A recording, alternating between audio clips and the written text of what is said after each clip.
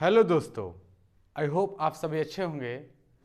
और short video में आज हम सीखेंगे पेयर ऑफ लीनियर इक्वेशंस को कैसे सॉल्व किया जाता है। ठीक है, पेयर ऑफ लीनियर इक्वेशन को सॉल्व करने के तीन चार मेथड होते हैं, लेकिन हम जो यहाँ पर सीखने वाले हैं वो तीन मेथड बेसिकली सीखेंगे। एक मेथड है सब्स्टिट्यूशन मेथड है, सब्स्टिट्यूशन मेथड है।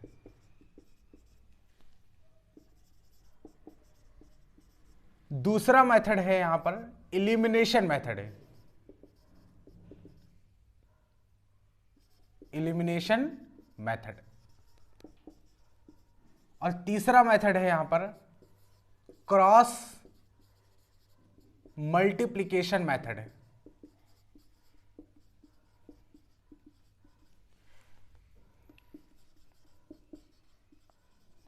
तो ये तीन मेथड हम सीखेंगे। ठीक है, किसी भी पेयर ऑफ लीनियर इक्वेशंस को सॉल्व, इससे भी ज्यादा मेथड होते हैं लेकिन वो हमारे काम का नहीं है। ये तीन मेथड हमें आने चाहिए बेसिकली। ठीक है, और हमें at the end linear equations यानी पेयर ऑफ लीनियर इक्वेशंस को सॉल्व करके सॉल्यूशन ही निकालने हैं। ठीक है, और इन तीनों में भी एक मेथड में आप बिल्कुल कंपैटिबल हो जाएंगे कि हाँ ये मेथड है जो बिल्कुल परफेक्ट है, हमें आता है, जल्दी से जल्दी हम सॉल्यूशन निकाल पाएंगे। उस मेथड को ही लगाते हैं लोग, तीनों मेथड कोई बार बार नहीं लगाता है।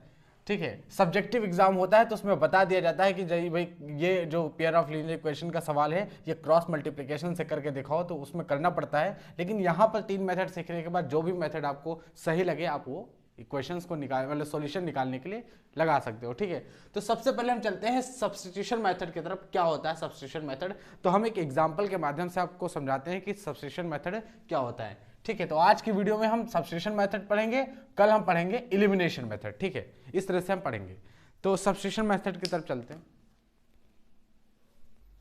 तो अब हम एक एग्जांपल के माध्यम से आपको समझाते हैं। एग्जांपल है x plus y is equal to 4 two x minus 3y is equal to 3। तो एक इक्वेशन ये है, दूसरी इक्वेशन ये है, और इनको सॉल्व करना है। कौन से मेथड से सॉल्व करना है? सब्स्टिट्यूशन मेथड से सॉल्व करना है। कैसे सॉल्व होगा? सब्स्टिट्यूशन मेथड क्या कहता है, देखो सब्स्टिट्यूशन मेथड में होता क्या है कि एक इक्वेशन से, दोनों में से किसी भी इक्वेशंस को लेके उसमें से एक वेरिएबल को दूसरे वेरिएबल के फॉर्म में लिख लें, और उसके बाद दूसरे वेरिएबल की जो वैल्यू निकल के आई है वो दूसरी वाली इक्वेशन में, जो बच गई इक्वेशन है उसमें रख दे। जैसे हम यहां से निकालते हैं फ्रॉम इक्वेशन 1। इस इक्वेशन से अगर आप देखो तो यहां से अगर हम चाहें, यहां से इस इक्वेशन से, तो इस इक्वेशन से अगर हम चाहें तो x की वैल्यू क्या लिख सकते हैं? 4 माइनस वाई। भाई y इधर लिख सकते हैं तो x बराबर हो जाएगा 4 माइनस वाई। अब x की वैल्यू यहां पर रख देते हैं, दूसरी इक्वेशन में यहां पर रख दो। ठीक है, तो यहां पर 2 है, x की वैल्यू कितनी है? 4 माइनस वाई, तो 4 माइनस वाई, 3 वाई यहां पर है इज इक्वल टू 3। तो यहां से अब अगर हम सॉल्व करेंगे तो 2 चौको 8 माइनस 2 वाई माइनस का 3 Y is equal to 3।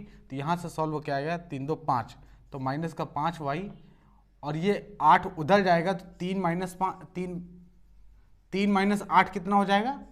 Minus का 5 ये हो जाएगा। ठीक है, तो यहां से y की वैल्यू कितनी आ गई? यहां से y की वैल्यू आ गई -5, और ये -5 था तो इधर जाएगा -5, तो y की वैल्यू आ गई 1। ठीक है, कैंसिल होके। अच्छा, y अगर 1 आ गया है तो y की वैल्यू यहां पर रख के हम x की वैल्यू निकाल सकते हैं। ठीक है, तो y की वैल्यू यहां पर रखेंगे तो 4 माइनस 1 यानी 3, तो x की वैल्यू कितनी आ गई? 3 आ गई। तो हमारे सॉल्यूशन क्या होंगे? हमारे सॉल्यूशन होंगे x इक्वल टू, यानी ये जो दो इक्वेशन दी गई हैं, ये दो इक्वेशन, इनका सॉल्यूशन जो निकल के आया वो क्या निकल के आया? x इक्वल टू 3 और y is equal to 1।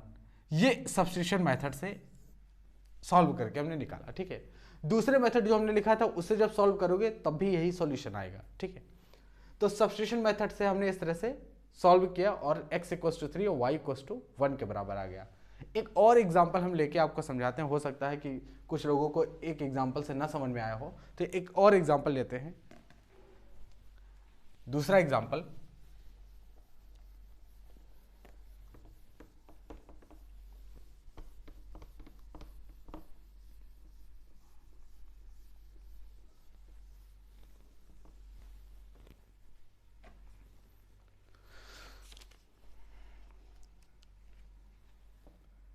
x plus 2y is equal to 3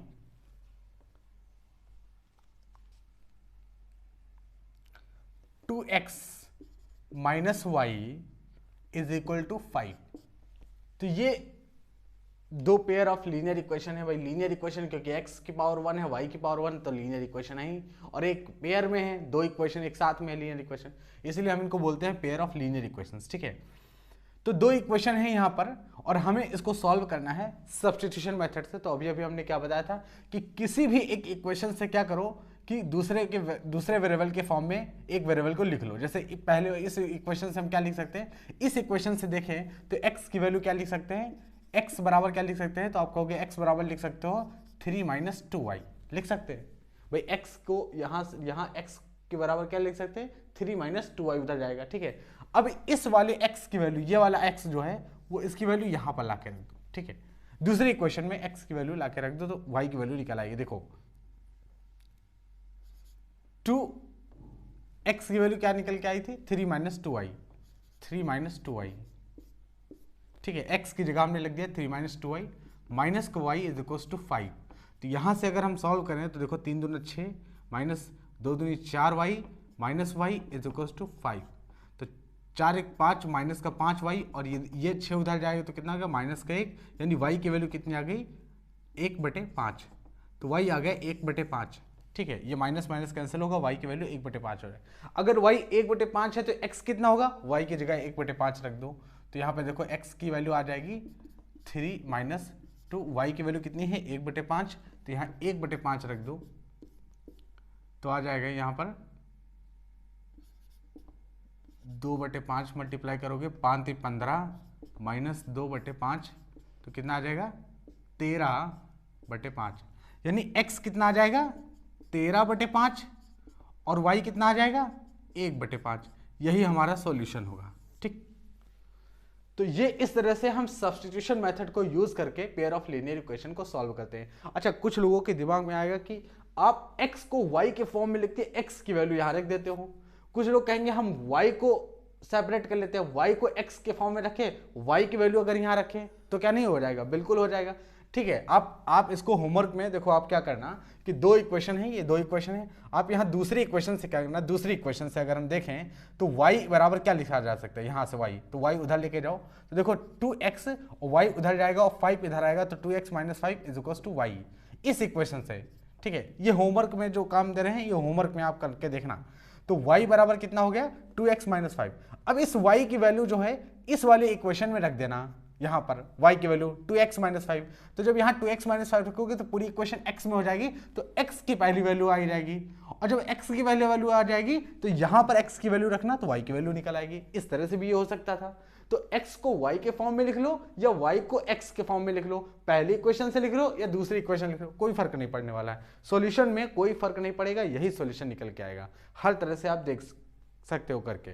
तो वीडियो अच्छी लगी हो लाइक करें, चैनल को सब्सक्राइब करें और लोगों के साथ शेयर जरूर करें। ठीक है, जब आप शेयर करेंगे तो हमारा एक मोटिवेशन बढ़ेगा कि हाँ हम अच्छे से अच्छा कंटेंट आपको दे पाएँ।